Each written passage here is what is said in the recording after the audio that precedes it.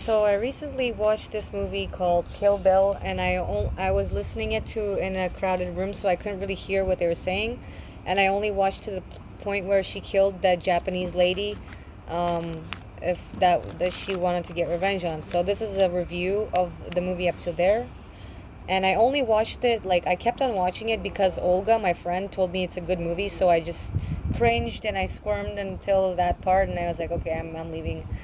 So I'm gonna review it. It's a negative review, but it's a review that would probably count anyway. So, number one, from the start, there was unexplained violence, highly choreographed, unrealistic violence. I only enjoyed the end part where the catfight settled into a coffee break. The rest of the movie was just cringeworthy violence. I couldn't hear most of it, but I could hear some so I could get the general idea.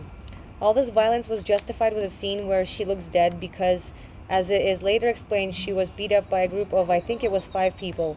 The detective seems to be interested in inspecting who did that to her, and she spits blood in his face. Unnecessary spite towards someone who is trying to help her. He figures she's still alive and gets her to the hospital. Then in the hospital, we find out she lost a pregnancy. She's very dramatic about it. Honestly, I just saw a bunch of bad acting. The reaction wasn't denial or sadness, it was aggressive crying, not realistic in general. The music in the start was My Baby Shot Me Down, which was quite cheesy and curiously phlegmatic and nonchalant. The whole movie's emotional expression is one sided. Everyone only expresses anger, vengeance, fake sadness, and violence, and well, seems peculiarly immune to pain, except a few, and dramatically cynical. These are people who are emotionally rigid with an unrealistic amount of spite, especially Uma. Everybody seems to want to take their time with killing and torturing Uma Thurman, yet she is direct and unnecessarily vengeful, and so is quick to murder everyone in her path. She takes down countless lives for no reason.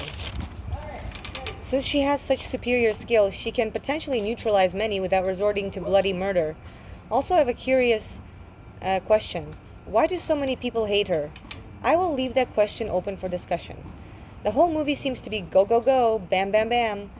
Emotional scenes are shortened to simple, quick, aggressive reactions, as if the audience can fully connect to these characters this way. Unfortunately, I got connected to the Japanese lady because she seemed to me the most human.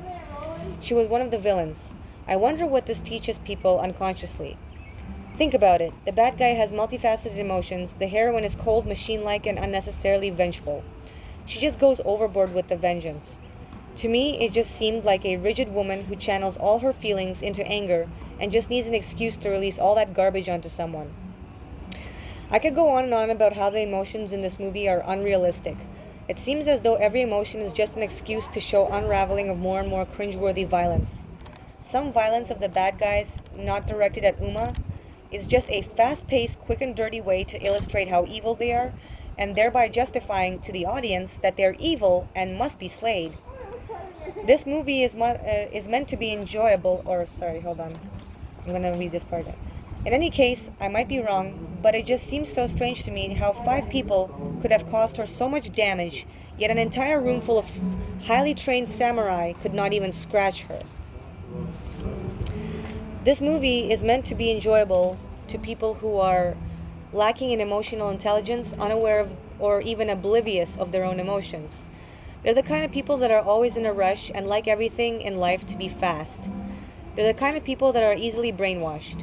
I would imagine most of them are uneducated, and probably grew up in a low class or abusive families. Also, I think most of them would like fast food.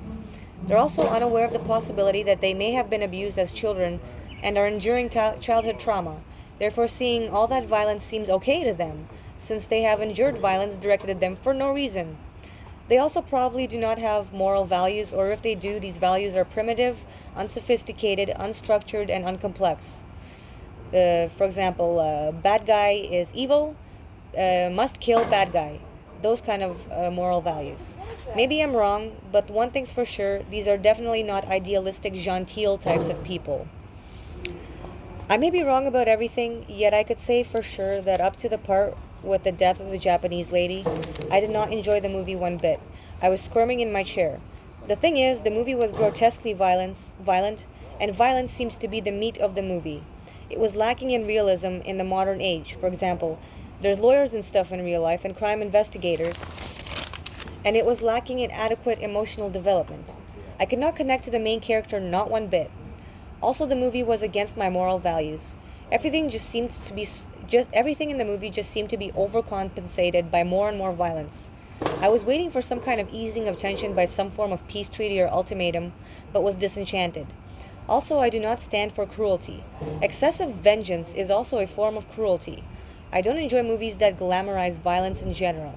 The movie seemed to me to be rather schizophrenic. Besides, I believe cruelty to be a negative feminine trait. Yes, negative, yes, feminine. Thank you for listening.